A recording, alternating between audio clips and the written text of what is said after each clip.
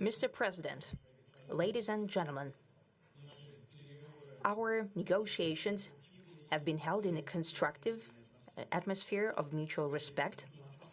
We have very thorough negotiations that were quite useful. I would like to thank once again my American counterpart for the proposal to travel out here to Alaska. It only makes sense that we've met here, because our countries, though separated by the oceans, are close neighbors. So when we've met, when I came out of the plane and I've said, "Good afternoon, dear neighbor. Very good to see you. In good health and to see you alive." I think that is very neighborly. And I think that's some kind words that we can say to each other. We're separated by the Strait of Bering, though there are 2 islands only between the Russian island and the U.S. island. They're only 4 kilometers apart. We're close neighbors, and it's a fact. It's also important that Alaska has to do with our common heritage, common history between Russia and the U.S., and many positive events have to do with that territory. Still, there is tremendous cultural heritage back from the Russian America. For example, Orthodox churches and a lot of, more than 700 geographical names of Russian origin. During the Second World War, it was here in Alaska that was the origin of the legendary air bridge for the supply of military aircraft and other equipment under the Lend-Lease program. It was a dangerous and treacherous route over the vast emptiness of ice. However, the pilots of both countries did everything to bring closer the victory. They risked their lives and they gave it all for the common victory. I was just in the city of Magadan in Russia, and there is a memorial there dedicated to the Russian and the U.S. pilots. And there are 2 flags, the U.S. flag and the Russian flag. And I know that here as well there is such a memorial. There is a military burial place several kilometers away from here. The Soviet pilots are buried there who died during that dangerous mission. We're thankful to the citizens and the government of the U.S. for carefully taking care of their memory. I think that's very worthy and noble. We'll always remember other historical examples when our countries defeated common enemies together in the spirit of battle camaraderie and allyship that supported each other and facilitated each other. I'm sure that this heritage will help us rebuild and foster mutually beneficial and equal ties at this new stage, even during the hardest conditions. It is known that there have been no summits between Russia and the U.S. for 4 years, and that's a long time. This time was very hard for bilateral relations, and let's be frank, they have fallen to the lowest point since the Cold War. I think that's not benefiting our countries and the world as a whole. It is apparent that sooner or later we had to amend the situation to move on from the confrontation to dialogue. And in this case, a personal meeting between the heads of state has been long overdue, naturally under the condition of serious and painstaking work, and this work has been done in general. Me and President Trump have very good direct contact. We've spoken multiple times. We spoke frankly on the phone. And Special Envoy of the President, Mr. Witkoff, traveled out to Russia several times. Our advisors and heads of foreign ministries kept in touch all the time. And you know fully well that one of the central issues was the situation around Ukraine. We see the strive of the administration and President Trump personally to help facilitate the resolution of the Ukrainian conflict. And his strive to get to the crux of the matter, to understand this history, is precious. As I've said, the situation in Ukraine has to do with fundamental threats to our security. Moreover, we've always considered the Ukrainian nation, and I've said it multiple times, a brotherly nation, however strange it may sound in these conditions. We have the same roots, and everything that's happening is a tragedy for us and terrible wound. Therefore, the country is sincerely interested in putting an end to it. At the same time, we're convinced that in order to make the settlement lasting and long-term, we need to eliminate all the primary roots the primary causes of that conflict, and we've said it multiple times, to consider all legitimate concerns of Russia and to reinstate a just balance of security in Europe and in the world on the whole. And I agree with President Trump, as he has said today, that naturally the security of Ukraine should be ensured as well. Naturally, we are prepared to work on that. I would like to hope that the agreement that we've reached together will help us bring closer that goal and will pave the path towards peace in Ukraine. We expect that Kiev and European capitals will perceive that constructively and that they won't throw a wrench in the works. They will not make any attempts to use some backroom dealings to conduct provocations to torpedo the nascent progress. Incidentally, when the new administration came to power, bilateral trade started to grow. It's still very symbolic. Still, we have a growth of 20%. As I've said, we have a lot of dimensions for joint work.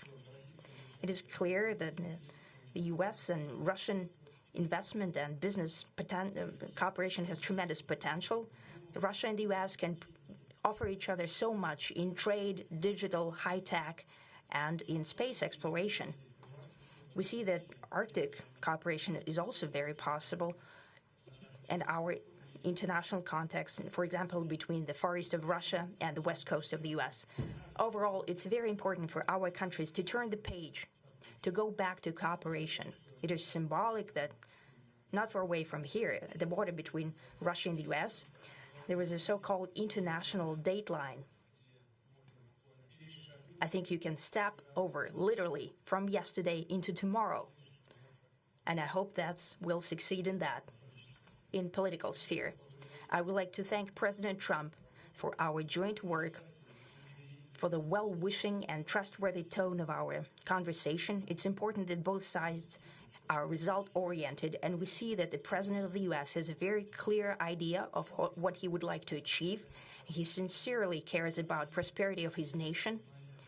Still, he understands that Russia has its own national interests. I expect that today's agreements will be the starting point, not only for the solution of the Ukrainian issue, but also will help us bring back business-like and pragmatic relations between Russia and the U.S.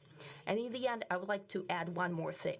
I'd like to remind you that in 2022, during the last contact with the previous administration, I tried to convince my previous American colleague that the situation should not be brought to the point of no return when it would come to hostilities. And I said it quite directly back then that it's a big mistake.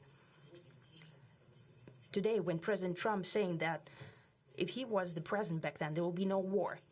And I'm quite sure that it would indeed be so. I can confirm that. I think that overall, me and President Trump have built a very good, business-like and trustworthy contact. And I have every reason to believe that moving down this path, we can come, and the sooner the better, to the end of the conflict in Ukraine. Thank you. Thank you. Well, thank you very much, Mr. President. That was very profound. And I will say that I believe we had a very productive meeting. There were many, many points that we agreed on, most of them, I would say, a couple of big ones that we haven't quite gotten there, but we've made some headway. So there's no deal until there's a deal. I will call up NATO in a little while. I will call up the various people that I think are appropriate, and I'll, of course, call up President Zelensky and tell him about today's meeting. It's ultimately up to them. They're going to have to agree with what Marco and Steve and some of the great people from the Trump administration who've come here, Scott and John Ratcliffe, thank you very much. But we have some of our really great leaders. They've been doing a phenomenal job. We also have some tremendous Russian business representatives here, and I think, you know, everybody wants to deal with us. We've become the hottest country anywhere in the world in a very short period of time, and we look forward to that. We look forward to dealing. We're going to try and get this over with. We really made some great progress today. I've always had a fantastic relationship with President Putin, with Vladimir. We had many tough meetings, good meetings. We were interfered with by the Russia hoax. That made it a little bit tougher to deal with, but he understood it. I think he's probably seen things like that during the course of his career. He's seen it all, but we had to put up with the Russia hoax. He knew it was a hoax, and I knew it was a hoax, but what was done was very criminal. But it made it harder for us to deal as a country in terms of the business and all of the things that we'd like to have dealt with. But we'll have a good chance when this is over. So just to put it very quickly, I'm going to start making a few phone calls and tell them what happened. But we had an extremely productive meeting, and many points were agreed to. There are just a very few that are left. Some are not that significant. One is probably the most significant, but we have a very good chance of getting there. We didn't get there, but we have a very good chance of getting there. I would like to thank President Putin and his entire team, who I know in many cases, other than that, whose faces I get to see all the time in the newspapers. You're almost as famous as the boss, but especially this one right over here. But we had some good meetings over the years, right? Good, productive meetings over the years, and we hope to have that in the future. But let's do the most productive one right now. We're going to stop really 5, 6, 7,000, thousands of people a week from being killed, and President Putin wants to see that as much as I do. So, again, Mr. President, I'd like to thank you very much, and we'll speak to you very soon and probably see you again very soon. Thank you very much, Vladimir. Next time in Moscow. Oh, that's an interesting one. I don't know. I'll get a little heat on that one, but I could see it possibly happening. Thank you very much, Vladimir. And thank you all. Thank you. Thank you. Thank you so much.